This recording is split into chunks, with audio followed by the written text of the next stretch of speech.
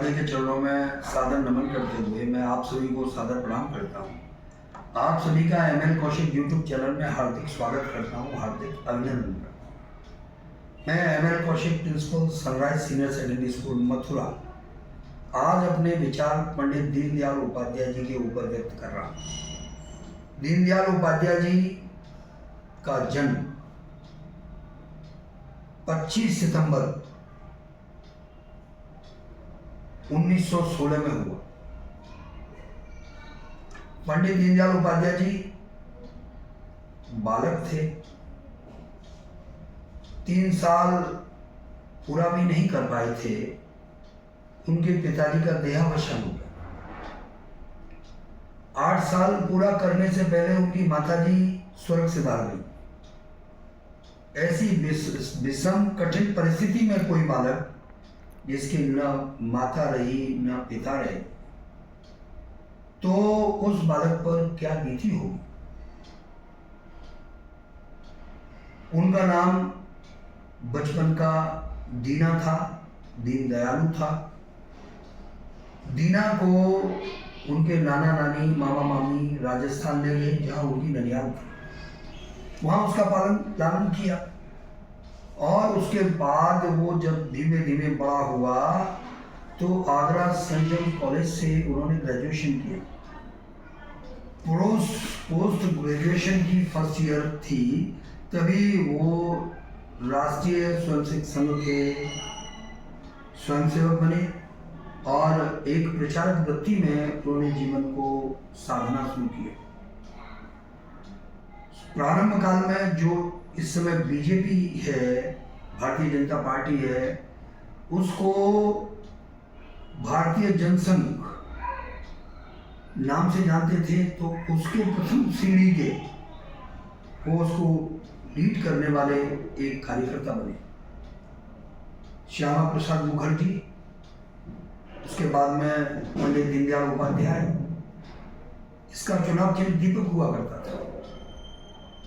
उसके बाद में फिर उनको समाज सेवा की एक ऐसी ललक और वृत्ति जागृत हुई।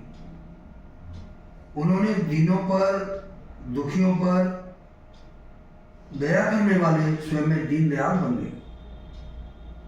उन्होंने गरीबों के लिए, पिछड़ों के लिए, अगड़ों के लिए, दीन के लिए, दुखियों के लिए और अपने को समर्पित किया। और उनके जीवन से जो कष्ट की आवाज़ थी उसको महसूस करने के बाद उन्होंने एक चिंतन दिया, जिसको एकात्म मानववाद चिंतन कहते हैं। एकात्म मानववाद का मतलब है कि हम सब एक हैं और जो कष्ट ए को होता है वही कष्ट बी को होता है, वही कष्ट सी को होता है। सबको कष्ट होता है। हम सबकी वृत्ति एक है, सब में भावनाएं एक हैं। अतः हमें अपने ऊपर विचार करके ये देखना चाहिए कि जो चोट मुझे लग रही है और वो चोट अगर किसी दूसरे को लगती है तो उसको भी वैसे ही कष्ट होता है जो मुझे हो रहा है। ऐसा एक एकात्म मानववाद का दर्शन उन्होंने दिया। विश्व को एक यूनिक दर्शन देने वाले अपना जीवन समाज सेवा में लगा रहे थे। समाज के लिए वो संकल्पित थे। उन्होंने विवाह नहीं किया और सेवा करते करते एक बार जब मुगल सराय से कहीं वो ट्रेन से आ रहे होंगे, तभी उनका शव मुगल सराय रेलवे स्टेशन पर मिला।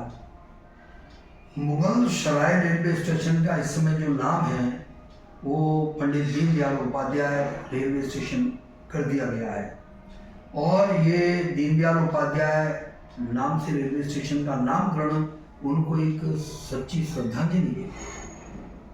भारत सरकार ने इनके नाम से तमाम हॉस्पिटल्स, तमाम सेवा केंद्र बनाए हैं और इनका जो गांव है, वो पैतृक गांव है, जिसको नगला चंद्रभान और वर्तमान में उसको दीनदयाल धाम नाम से जाना जाता है और 25 सितंबर से वहाँ पर एक विशाल मेले का आयोजन होता है। और मेला एक दिन नहीं चलता और मेला दसियों दिन चलता है।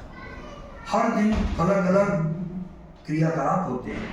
किसी दिन रसिया दंगल होता है, तो किसी दिन कवि सम्मेलन होता है, तो किसी दिन दंगल होता है, कुश्तियाँ होती हैं, किसी दिन स्वस्थ गाय शिशु प्रतियोगिता होती है, स्वस्थ माँ और शिशु प्रतियोगिता होती है, तो कहीं विचार गोष्ठियाँ होती हैं।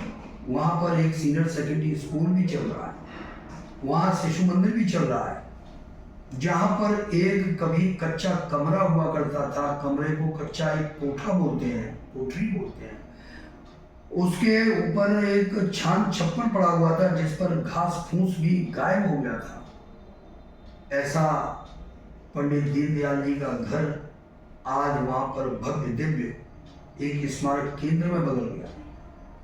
उसके दर्शन के लिए, उस स्मारक केंद्र को विजिट करने के लिए पता नहीं कहाँ से उस महापुरुष की जो स्थली है, उनका गांव है, जो जन्म स्थली है, वहाँ जाते हैं और उनको नमन करते हैं। ऐसे महापुरुष को उनके जन्म दिवस पर मैं सच्ची श्रद्धांजलि दूंगा और हम सब उनका शतांश भी अगर जीवन में धारण करेंगे तो मैं समझता हूँ ये उनके लिए सच्ची श्रद्धांजलि होगी।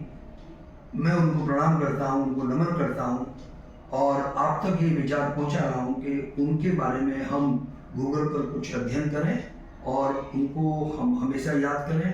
उनके जीवन से हम कुछ सीखें कि कष्ट में भी व्यक्ति बहुत आगे बढ़ सकता है।